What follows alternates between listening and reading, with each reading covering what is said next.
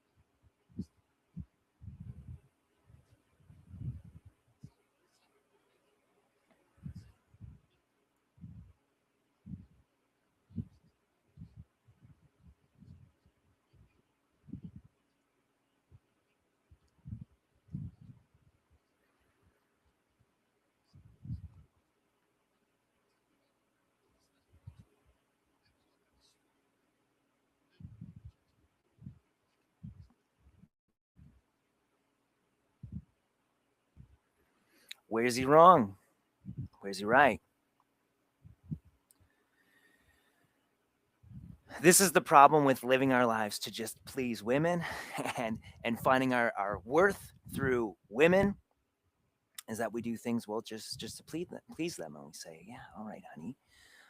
This is the problem with passivity, with being afraid to lead as men and to do what's right, to stand for what's right. Why? Well, because we have this unique gift of this physical strength and capability to protect people, to take care of people. It's the problem with passivity.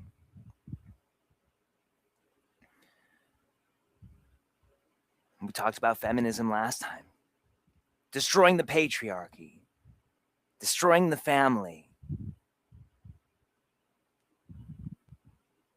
And as men, we said, yeah, okay, honey, yeah, I love you. I want to be accepted by you. So, yeah, here you go. Let me step back. Let me become more passive. So much of the challenges in our homes and in our marriages is this breakdown in the social norms around family leadership, the relationship dynamics in marriage, talking about a woman's invisible load, a man's silent burden, and splitting housekeeping and child rearing responsibilities 50-50, that we might be modern men and modern women. But we got to talk about what's happened with men. Because I can't just put the degradation that we've seen in society and culture, and we're going to talk about the struggles, very physical, mental, emotional struggles that our kids are dealing with, that our wives are dealing with, that we're dealing with as men as well. But I can't just put this degradation on the women and talk about feminism. Can't just put it on the men either and just say, like, we've been completely passive. We've allowed this to happen. It's us versus them. We can't take that approach either. I want your thoughts on that clip. Where have you become passive here? Where have you, we're talking about degradation here, things that we might just tell ourselves are normal nowadays. Where have you friend zoned yourself in your marriage out of the desire to be nice, to avoid your wife's discomfort? You know, happy wife, happy life. Or to be nice and to avoid your own feelings, your discomfort with her feelings, your discomfort with her emotions. It's hard to hold space for a woman. It's hard to hold space for a woman's emotions if we're not skilled. Most of us have never really received an example of how to do that. So we avoid hard conversations. We avoid depth altogether. We drift. But you'd never know. Two people sitting on a couch playing on their phones with a chasm of distance between us. So physically close, literally sitting next to each other, and yet so far. Let me know if you felt that. I've felt that. I've lived that life. And I have to tell you something here, and you have to listen, although I suppose you don't have to.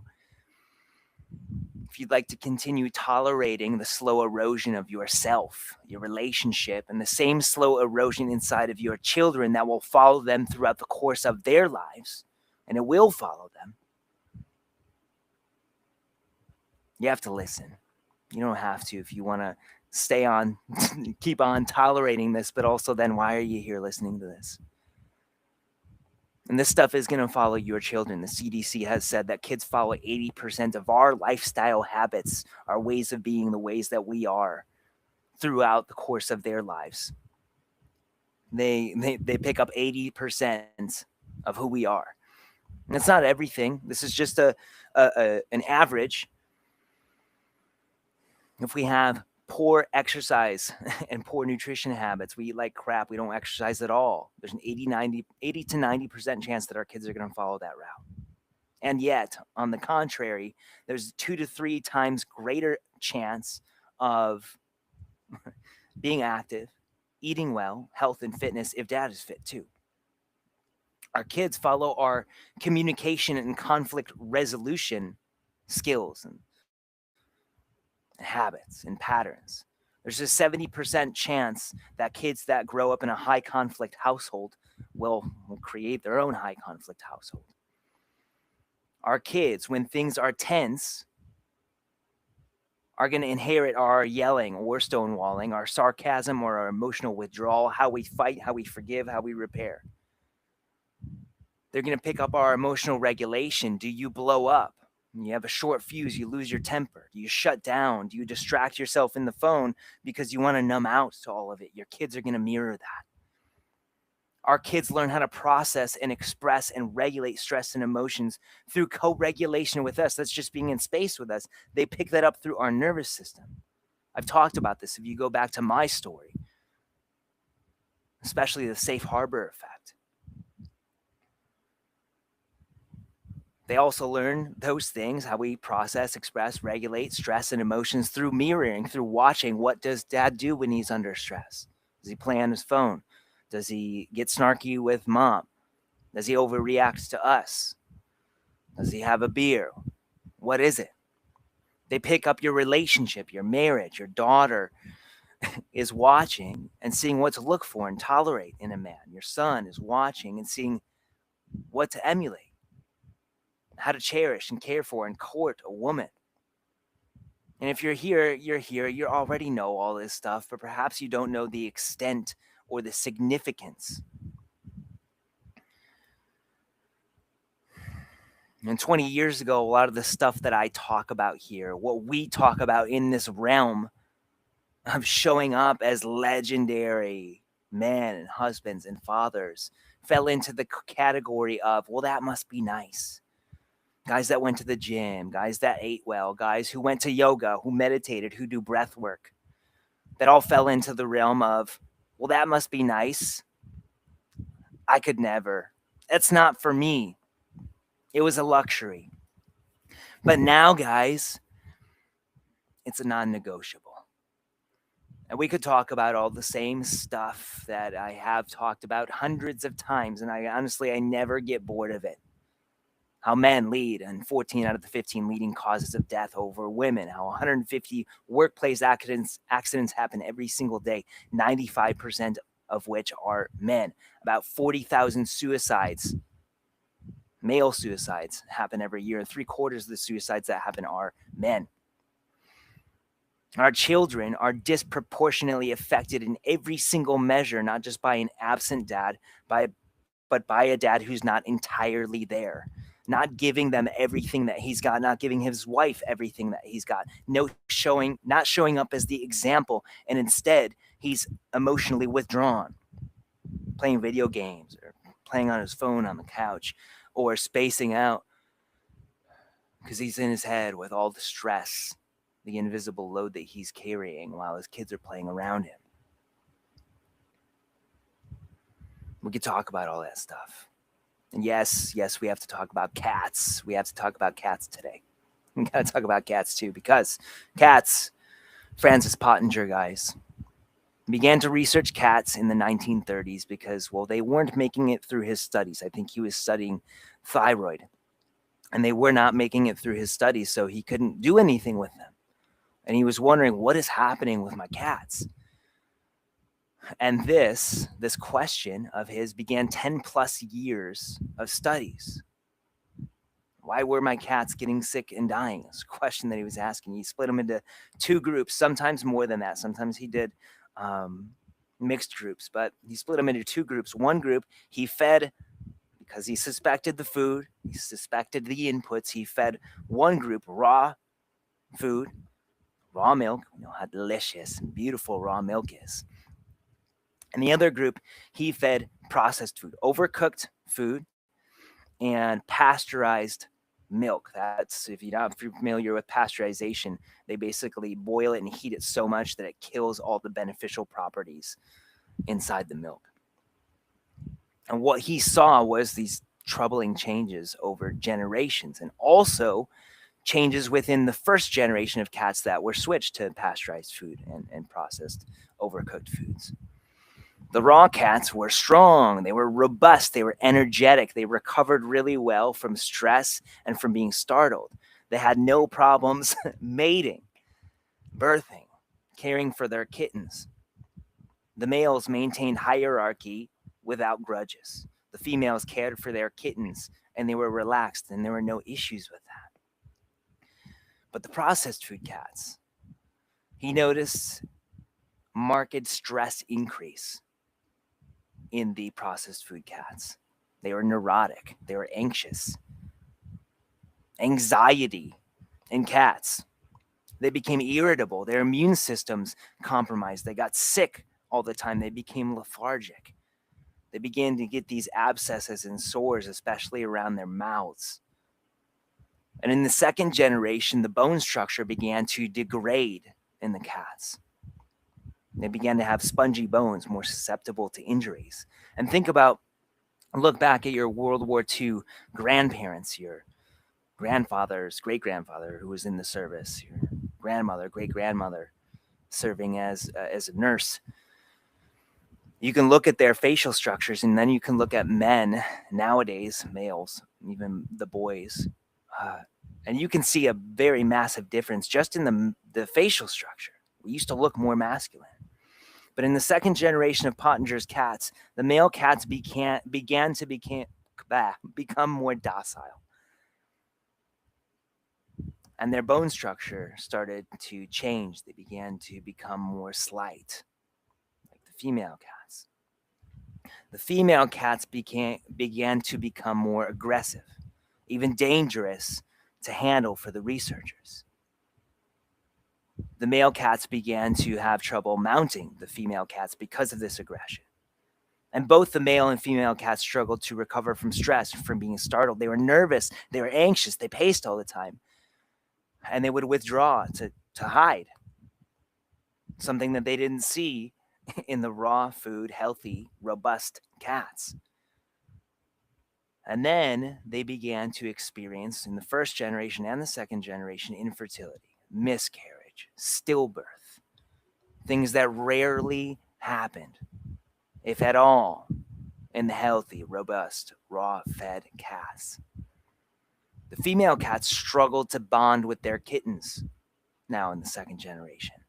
They began to reject their kittens. They lost the maternal nurturing urge, not just the urge, but just the knowing, the wisdom, the innate wisdom. And some of them even ate their own kittens. They cannibalized their kittens. And by the third generation, the male cats weren't even becoming more slight, but they began to resemble the former female cats. If you looked at the male cat, you would think, that's a girl cat. It wasn't. In their bone structure, even in their demeanor, passive. And the female cats began to resemble the former male cats. You look at them and be like, wow, big, more muscular, broad, aggressive, male cat, but you would be wrong. By the fourth generation, they lost the ability to procreate at all, and the line became extinct. Complete failure. And none of it appeared as chaos in the moment. None of it happened overnight. This happened over time. It was a slow erosion of the way that things had been, of tradition, of status quo. Not because the social norms of the cats became outdated, but because of nutritional deficit of the inputs, of sickness, and of slow degeneration. Stay with me. So we've talked about the feminist movement, the masculinization of the feminine. We've talked about the destruction of the family unit, the breakdown of the social structure that holds everything together in our society. We've talked about how our children suffered exponentially due to the failure of the family, the removal of dad, the passivity of dad. We talked about the passivity and complacency of men. That clip that I shared just a few moments ago, how our children suffer for that disproportionately when dad just isn't showing up actively. But I don't believe that it's these social movements that are the issue. I think that it's deeper. I think that it's worse than that. I don't think it's some conspiracy. And perhaps stupidly, perhaps naively.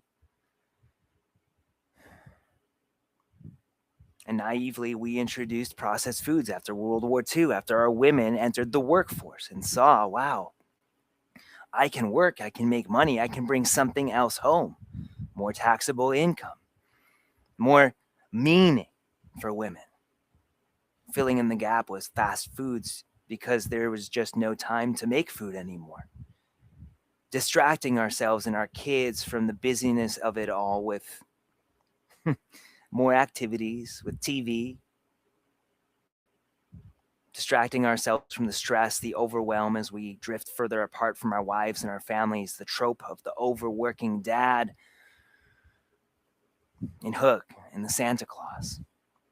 All of these things coming about post World War II, after the introduction of processed foods, after women entering the workforce. I'm not saying that women shouldn't be in the workforce. I'm saying pay attention. What are the inputs that changed? What is the nourishment that was removed? I don't believe it's just the times, what's happening in the world right now.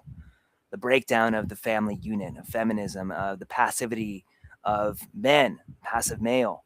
I don't believe it's progress or progressivism. I don't believe that it's the modern woman, nor is it the modern man. I think that we are living in and watching the third and fourth generation of Pottinger's cats right now. Only it's not Pottinger's cats, it's Pottinger's people. And it's not us who are going to suffer for it. It's our kids. Obesity in children was 8% in 1990. 2022 is 20%. That's 1 in 5 kids. You gotta walk down your street and find them. Maybe it's your own kids. I'm not shaming you. There are more kids that are overweight in the world right now than underweight. There's been a doubling of childhood hypertension. That's physical. But depression and anxiety, mental and emotional disorders. In 2005, 12% of girls reported having a major depressive episode in the past year. Boys, 4 to 5%. Fast forward 10 years, the introduction of the iPhone, smartphones. Yeah, social media was present. Facebook was around. Depression and anxiety in our girls from 12% to 20%, 10 years. And our boys from 4 to 5% to 7%. Fast forward 2015 to 2022, not even a 10-year span of time. Our girls went from 20% having major depressive episode in the past year to 30%, from 12 in 2005. Our boys up to 12% from 4 to 5%. Yes, that's social media. Yes, that's smartphones, but pay attention to the pattern here. Pay attention to Pottinger's cats. What's beneath that? What's beneath that? Because I think it's more than just the phones. I think it's more than just social media. I think it's an inability to cope with stress and a desire to avoid it at all costs. Where do you do this? And it's not just stress, it's emotion. To distract ourselves from it. Where do you distract yourself from it? Just like Pottinger's cat's desire to withdraw, because it's easier to hide than to be a part of life, whether it's good or bad. But that's not it. That's not all of it.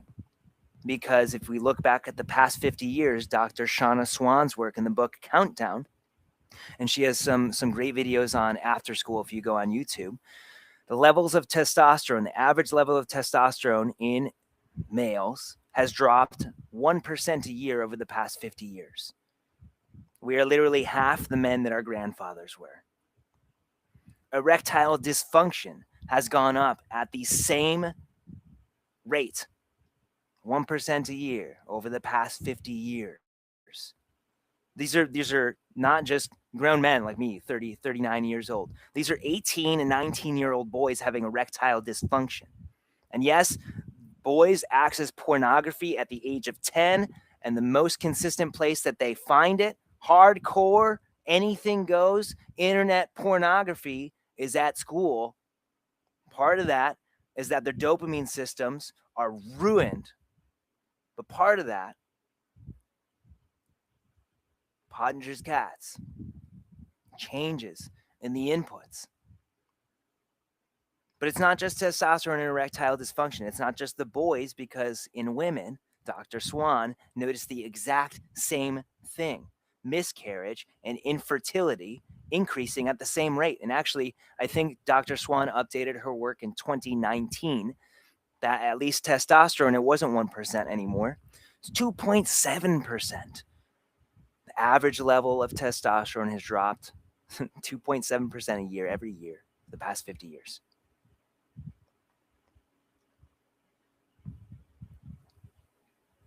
We could all just say it's a coincidence, and all these things are unfolding at the same time. We have this feminist movement that is bent on destroying the patriarchy and the nuclear family. And men, we have male passivity, just like us. Yeah, whatever. What do you want, honey? I just want you to love me. I want you to accept me. Yeah, whatever you want. We have obesity skyrocketing, anxiety, depression, testosterone tanking, erectile dysfunction on the rise, miscarriage, infertility rising. We could say it's a coincidence. I don't think it is. We could say it's a conspiracy. Maybe it is. People breathing together doing this on purpose. But Hanlon's razor, do not attribute to malice that which can be attributed to stupidity. I think that we just did dumb stuff. I don't think it's a conspiracy. I think it's worse. I think we were naive. I think that now we're passive. And so we're seeing all of this stuff amplifying. I think that's what happens when we as men abdicate leadership inside the home, and we just resign ourselves to what is, because this is just how things are. This is just the story. This is what happens with everyone. We end up with men who bury their stress and anxiety with low testosterone and high cortisol levels, erectile dysfunction, who are addicted to porn and counterfeit comforts to numb out the stress and anxiety while burning out our dopamine pathways and being completely burned out. We're zombies. We're walking around as a shell. Nice guys, passive men. Resentful incel culture, happy wife, happy life men who are afraid to displease their wives or afraid of the discomfort of the emotion of our wife.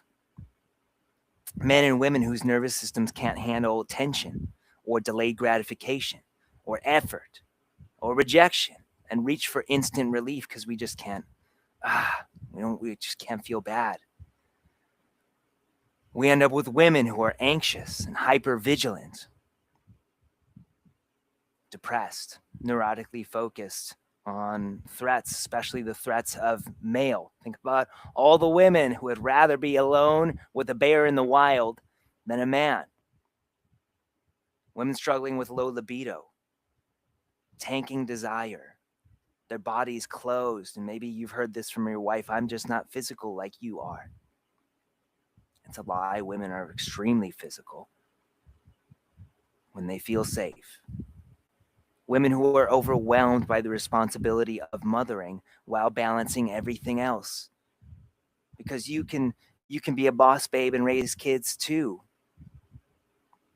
while never feeling safe enough to open, to soften, to be in a relationship of depth with a man. Meanwhile, our kids are hyperactive. They're anxious, being diagnosed with all kinds of things like ADHD. We have children that have this level of sensory overwhelm that we've never seen before. We need safe spaces for them. Guys, we're living in Pat Pottinger's cat's experiment. We're living in it. We are the third generation, and our kids are the fourth. And it's time to wake up. And I'm not just talking about eating right and working out.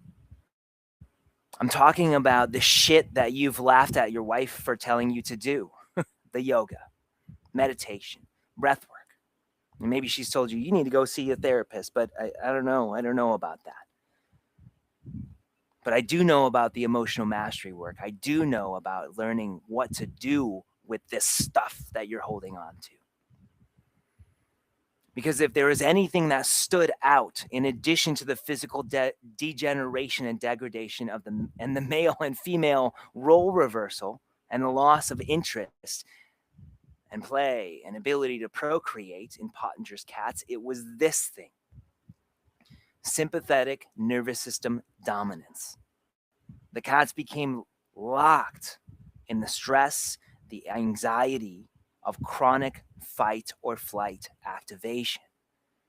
It's the same thing that has you reaching for your phone, an extra snack, a drink, at the end of the night, another coffee, the doom scroll, the hope scroll, the wisdom scroll in the name of rest, Pornhub when nobody's looking, punishing workouts to distract you from emotion, more work to distract you, avoiding the uncomfortable work and conversations with your wife. I've coached hundreds of men since I began personal training in 2010. I never, not once, saw a man who failed because he just wasn't good enough, or because he didn't have the discipline, or because he was just a failure. Every single man failed at the margins of his inexperience when it came to one thing: stress, aka managing stress and emotions, aka nervous system regulation, aka self-regulation. And honestly, guys, listening to this right now, if burying it worked, really, it would have worked by now.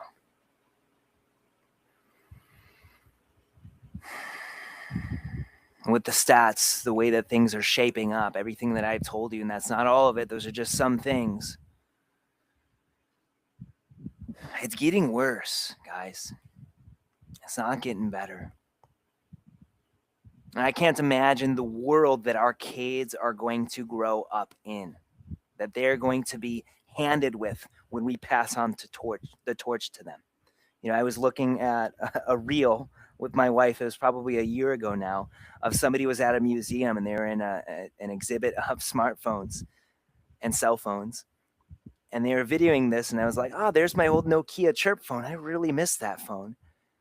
And then it was like, oh, here's the first iPhone. Wow, look how old that is. And I'm sitting there like, wow, you know, I was 15 when I had that Nokia chirp. And it wasn't but a few years later that the smartphone came up. And now I'm sitting here broadcasting to the entire planet, every 47,000 Instagram followers on this smartphone. All in the span of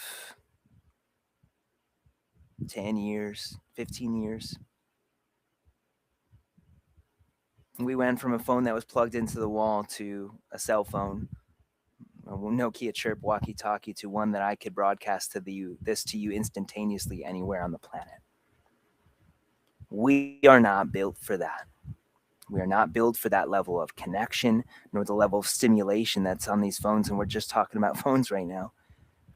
I cannot imagine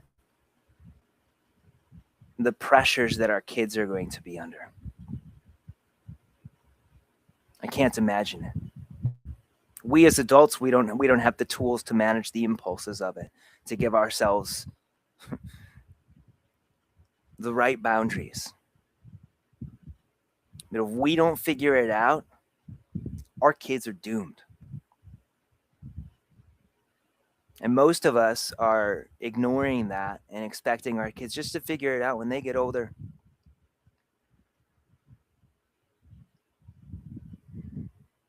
Our kids are in trouble if we don't figure this out.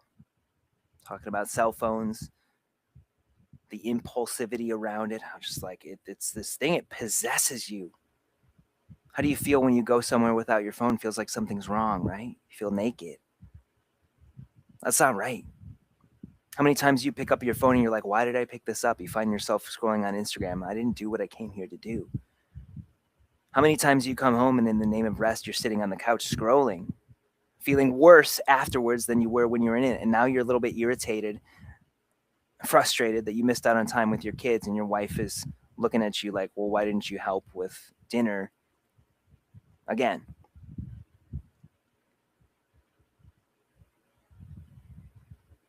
Pottinger didn't document a sudden failure. He documented a slow decay. Each generation just a little bit more anxious, a little bit less physically coordinated than the last. Each generation of males a little bit more passive and withdrawn. Each generation of females a little bit more anxious, insecure, and aggressive because of that. Fertility dropped. Masculine and feminine instincts broke down. And here's the part that should make you uncomfortable. Cats that were in it, they didn't know that anything was wrong.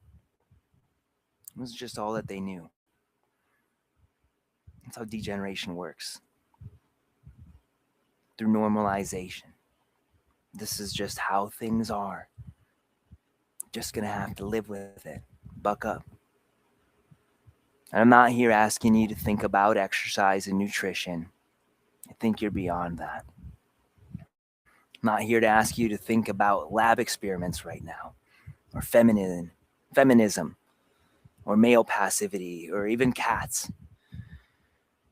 I'm asking you to look at your life, your energy, your marriage, your desire, level of play and passion in your marriage, your drive, your presence with your kids, how you manage stress. And answer this honestly with no need to defend or fix or explain right now. Where in your life are you tolerating the degeneration? Where are you accepting it as just normal? It's just who I am, it's how men are, it's how marriage is, it's how women are, it's how kids are.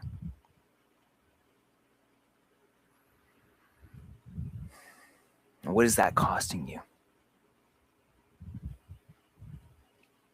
Whatever you do repeatedly, you become. First we create ourselves, first we create our habits, and then they create us. They create our lives, and they create our children's lives. Whatever you tolerate right now walking out of this is what your kids will emulate. You don't need more motivation, discipline. You need more self-regulation for sure, but more than that, you need less lies about what's just the way it is. And the courage to stand the fuck up and create something different. Because that's the transitional character. Legend within the lineage who recognizes the patterns, says enough, and puts in the work to break them once and for all, that he might give his children and his wife something different. Thanks for being here today. Have an uncommon day.